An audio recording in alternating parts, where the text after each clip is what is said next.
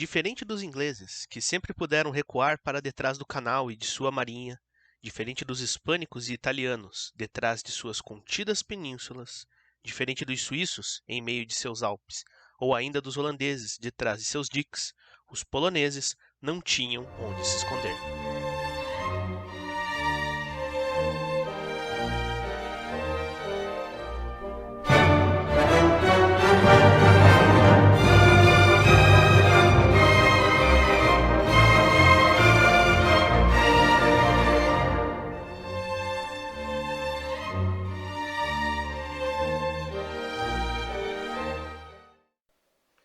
Olá, queridos! Tudo bem com vocês? Sou Manuel Salvador, professor de História, e hoje eu estou inaugurando uma sequência de vídeos que eu vou estar trazendo para o canal que se chama Historia Polski. É exatamente o que você ouviu, Historia Polski, né?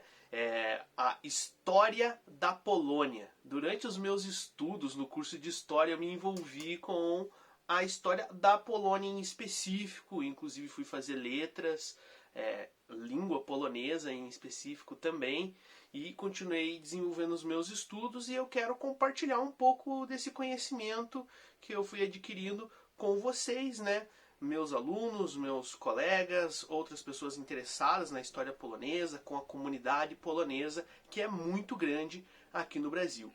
Nesse primeiro vídeo, eu vou tratar de dois assuntos bem básicos para a gente começar essa caminhada.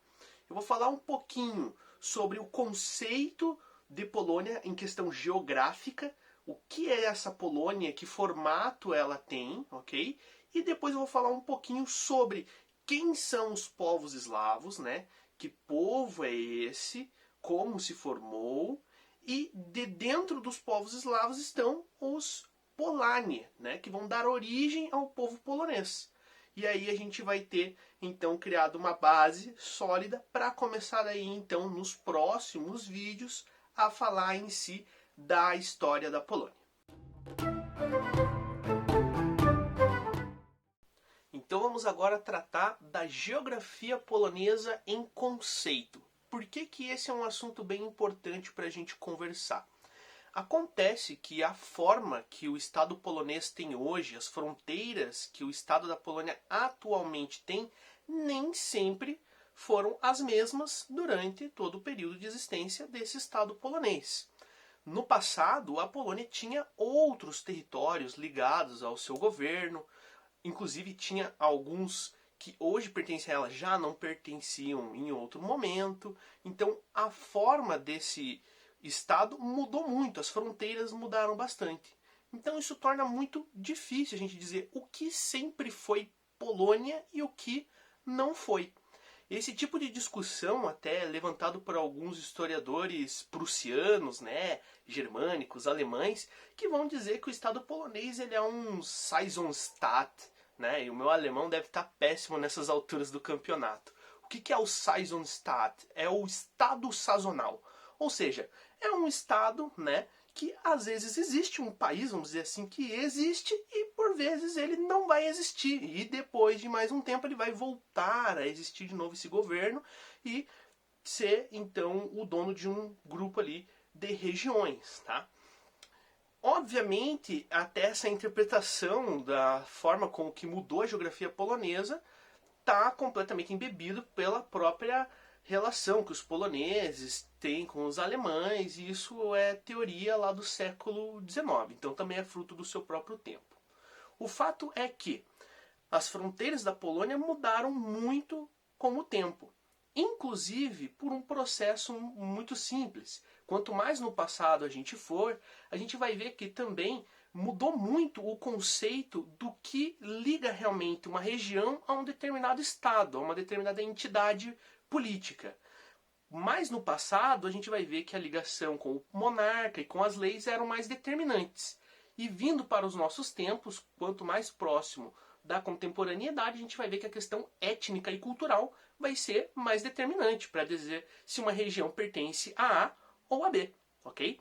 Por isso que muitas terras que no passado eram leais ao monarca polonês, hoje não se identificam etnicamente como polonesas, mas como ucranianas, bielorrussas. e outros exemplos que a gente pode enxergar, ok? Então é uma questão bem delicada de trabalhar, e a Polônia, principalmente na situação atual, sendo um país de segundo calão de importância política na Europa, acaba se tornando muito difícil ela reivindicar regiões que não são muito etnicamente ligadas à cultura que o Estado polonês assume como o seu. Né? Nações mais poderosas vão conseguir acabar abraçando territórios que não são tão etnicamente ligados à cultura que aquele Estado em si então abraça como dela.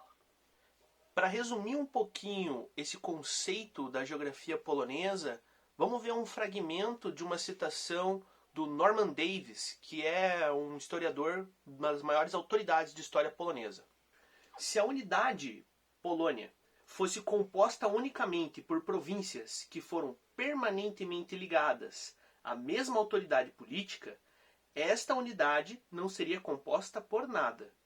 Ainda assim, se esta unidade incluísse todas as terras que em algum espaço de tempo esteve sob a égide polonesa, então a unidade equivaleria à metade de um continente. Vamos analisar agora, galera, em específico este mapa que nos mostra 4 momentos diferentes da história da Polônia, destacando o como as fronteiras dessa nação mudou com o tempo. Tá? O primeiro momento é de 1945, que está destacado em rosa. As fronteiras já são bem próximas do que a Polônia ostenta até a atualidade, mas ainda não são exatamente as mesmas. Depois, em 1939, ou seja, antes dos eventos da Segunda Guerra Mundial, nós já conseguimos notar que a Polônia tem uma proporção bem diferente, ali em cinza, tendo porções de terra que hoje pertencem à Lituânia e à Ucrânia, por exemplo. Em 1569, durante a época da República das Duas Nações, da Polono-Lituânia, né, foi o momento em que essa nação atingiu suas maiores proporções, né, naquela forma ali que está sendo mostrada naquela cor mais ou menos em dourado. E no ano 1000, nós temos a forma que a Polônia tinha mais ou menos no período da sua cristianização, ok? E que foi várias vezes utilizado como respaldo para a formação da fronteira polonesa em alguns momentos. Para quem ainda tem um pouco de dificuldade em entender a proporção em área, né, que tamanho realmente teve esse Estado polonês em um ou outro momento, a gente pode usar como parâmetro o Estado brasileiro do Mato Grosso do Sul. O Mato Grosso do Sul ele é um pouco maior do que o tamanho em área que o Estado polonês tem atualmente, certo? E no seu tempo áureo, né, na época do século dourado da Polônia, nos tempos da República Polono-Lituânia, a área desse estado equivaleria aproximadamente, então, a o dobro do Mato Grosso do Sul, a 2 Mato Grosso do Sul. Vamos conversar agora, galera, sobre quem são os povos eslavos, ok? Primeira coisa que a gente tem que ter em mente, os eslavos fazem parte de um grupo maior chamado de indo-europeu. Tá? Os povos indo-europeus eles são ligados por uma linguística comum, o que nos leva a crer que, muito tempo no passado, eles foram uma mesma tribo que habitava ali nas regiões das estepes da Ucrânia, uma região ali de divisa entre a Ucrânia e a Rússia atualmente. Tá? Esse grupo indo-europeu ele se dividiu em vários, tá? que começaram a migrar e ocupar várias regiões do grande continente da Eurásia, ok? Então, a maior parte dos povos que ocupam até hoje a Europa, não todos, tá? Nós temos até os bascos, para dizer que não são indo-europeus e estão lá na região da Espanha. A maior parte dos indo-europeus, eles colonizaram a Europa, mas não só a Europa, tá? Os iranianos são um povo de descendência indo-europeia, tá? E inclusive os indo-europeus vão chegar a colonizar regiões lá no subcontinente indiano, para vocês terem uma ideia o quão grande e importante é esse grupo, o grupo indo-europeu. E dentro do grupo indo-europeu nós temos os eslavos. Acredita-se, de acordo com várias teorias, de que dentre os vários povos do grupo indo-europeu, os eslavos foram os últimos a abandonar as estepes da Ucrânia, né? Começar a migrar. Abandonar talvez seja uma palavra um pouco forte. Começaram a se mover, a migrar e a colonizar outras regiões, ok? Exatamente por esse fato de os eslavos terem permanecido muito tempo no leste europeu, eles tiveram contato com outros povos indo-europeus que já tinham migrado para outras regiões, já tinham se diferenciado culturalmente, e também com povos asiáticos, tá? Então os eslavos eles tiveram contatos com os celtas, com povos germânicos, povos iranianos, citas, tiveram contato também com povos asiáticos, como os hunos e os ávaros. E muito provavelmente foi por conta dessas incursões de povos asiáticos, esses últimos dois que citei, que deu aquele impulsozinho para fazer os eslavos começarem a migrar e a irem para outras regiões, tá? Dentro do grupo dos povos eslavos, nós temos 3 subgrupos, ok? Que são os que perduraram pela história e estão aí até hoje. Existem várias nações que pertencem a esses 3 subgrupos dos povos eslavos, ok? Isso não quer dizer que não existiram outros povos eslavos. Existiram no passado, mas eles ou foram absorvidos por esses grupos maiores ou deixaram de existir por seus processos próprios, tá? Quais são os 3 subgrupos que nós temos na cultura eslava, então? Nós temos os eslavos ocidentais, poloneses, tchecos e eslovacos. Nós temos os eslavos orientais, que são os bielorrussos, os russos e os ucranianos, ok? E os meridionais. Os meridionais são difíceis, tá? Então, Manuel do Futuro, se eu fizer algum erro aqui, você me corrija, tá, galera? Porque são muitos, tá? São aqueles povos eslavos que migraram mais para a região balcânica. Então, são os eslovenos, os croatas, os sérvios, os montenegrinos, os bósnios herzegovinos, os macedônios e os búlgaros. Acho que acertei. Acho que foi todo mundo aí, ok?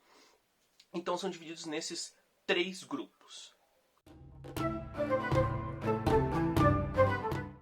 Vamos agora então falar do nosso último tópico.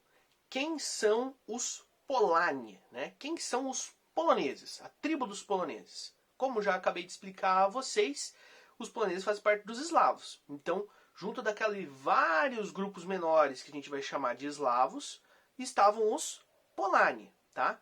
Vários grupos, outros povos eslavos, outras tribos, chegaram na região que vai começar a nascer a nação polonesa até antes dos Polani, tá? Como os Vistulani, tá? Que é um outro povo que vai se fixar na região do Vístula, que é um rio bem importante lá na Polônia, ok? Outros povos, como povos germânicos, como celtas, também passaram ali pela região e deixaram as suas marcas e vão até se relacionar com os Polani, tá bom? Então os Polani eles chegaram por último nessa região e é eles quem vão ser meio que mesmo o core, né? A essência do que vai se construir como Estado polonês, como cultura polonesa, tá?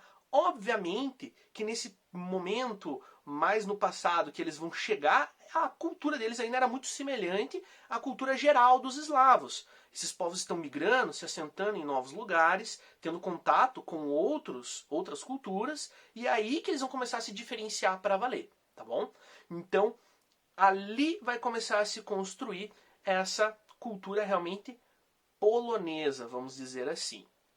Existe um mito muito polonocêntrico, que ele até também explica um pouco como que aconteceu a divisão entre povos eslavos orientais e povos eslavos ocidentais.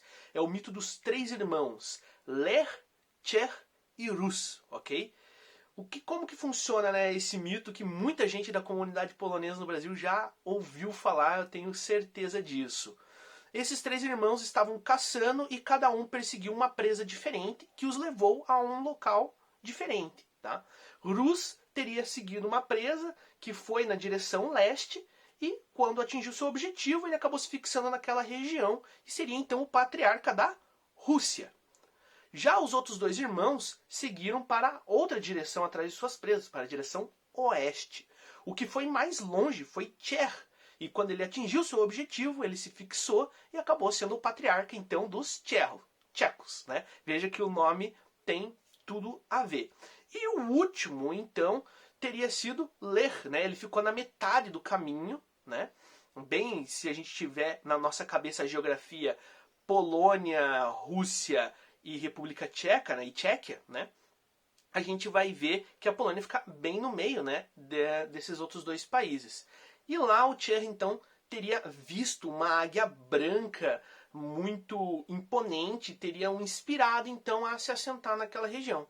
E seria Ler, então, né? Até vem o termo povos lequíticos, vamos dizer assim, descendentes de Ler, então, o patriarca da nação polonesa, que estava ali surgindo. Então, esses povos, esse povo Polânia, ele chega ali, vai se misturar com outros, mas em muito ele tinha ainda uma cultura muito ligada a de outros povos eslavos, inclusive cultuavam mesmo os deuses, como Isvarog, Triglav e Piorum, ou seja, eram politeístas.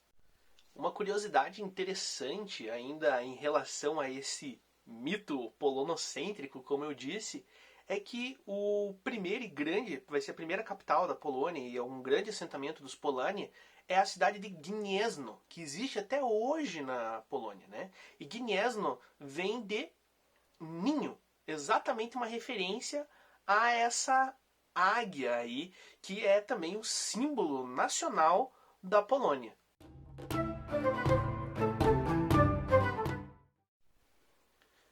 Concluindo então, galera, o conceito de geografia da Polônia mudou muito com o tempo, tendo em vista também a mudança do que fazia uma região ser fiel a uma determinada entidade de governo, né, um estado ou não, ok?